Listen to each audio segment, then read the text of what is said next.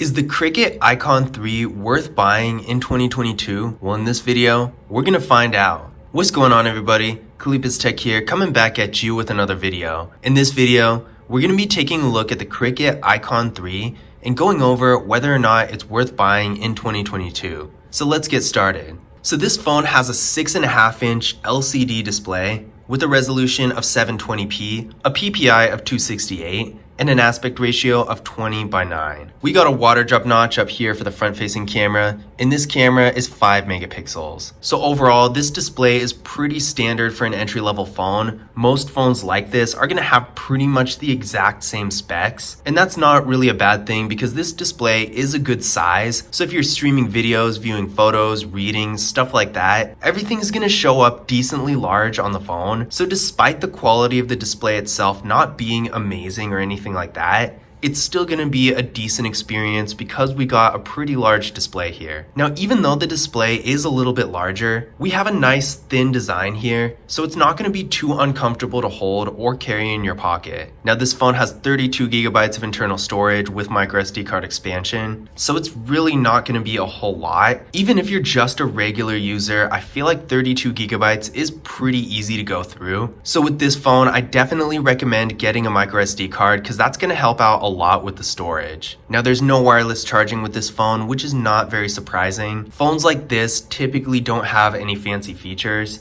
but we do have a fingerprint scanner right here on the back, which is really nice because lots of entry-level phones don't even have that. Now, there's no face unlock, but let's give this fingerprint scanner a try and see how well it works.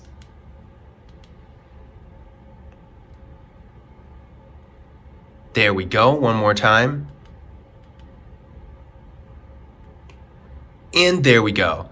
So as you can see there, this fingerprint scanner is real fast and responsive. Definitely no issues here. So although we don't get face unlock with this phone, we at least have a really reliable fingerprint scanner, so you still probably won't have to worry about putting in your PIN too much. Now, taking a look at the rear camera setup of this phone, we only have one camera here, and this camera is 8 megapixels. So without portrait mode or anything like that, I definitely wouldn't recommend this phone to anyone who's trying to take some serious photos. If you're just taking a couple photos here and there to send to family and friends, that sort of thing, maybe Snapchat where the quality doesn't really matter, it should be fine. But if you have plans of taking nice photos for social media or something like that, I would definitely look into a phone with a better camera. Now, to give you an idea of what the camera quality actually looks like, this was a photo taken with the rear camera of the phone. Now, I'll let you judge the actual quality of it for yourself, but I personally would want a better camera than this if I were going to be posting lots of photos on social media and stuff like that. Now, for video, this phone can shoot in 1080p in both the rear and front cameras, so definitely nothing out of the ordinary there. And the same principle goes for videos. If you're going to be shooting videos for something like Snapchat where the quality doesn't matter, it should be fine, but I wouldn't shoot any serious videos on this because in addition to the quality of the picture not being the greatest, it's also going to have pretty bad audio quality because this phone doesn't really have the best mic. Now, internally, this phone is getting 3 gigabytes of RAM with the MediaTek Helio A20 processor. I ran a Geekbench 5 benchmark test on the phone, and it came back with a single core score of 148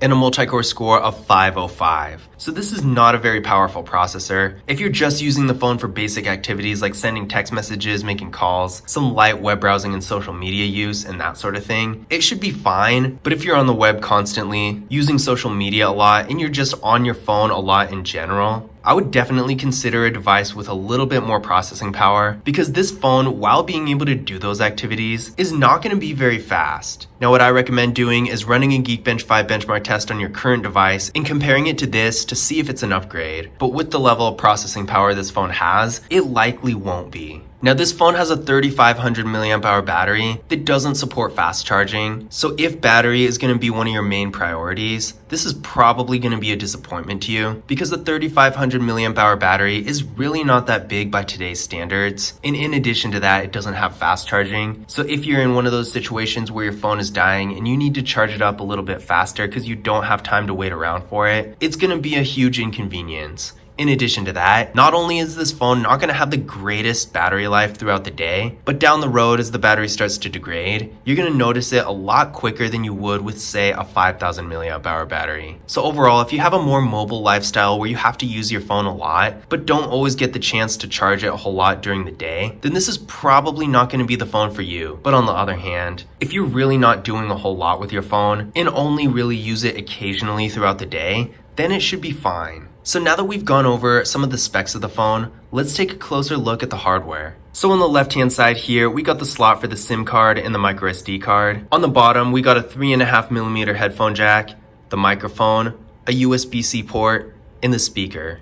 On the right side, we got our power key and our volume keys. On the top of the phone, we got a noise canceling microphone.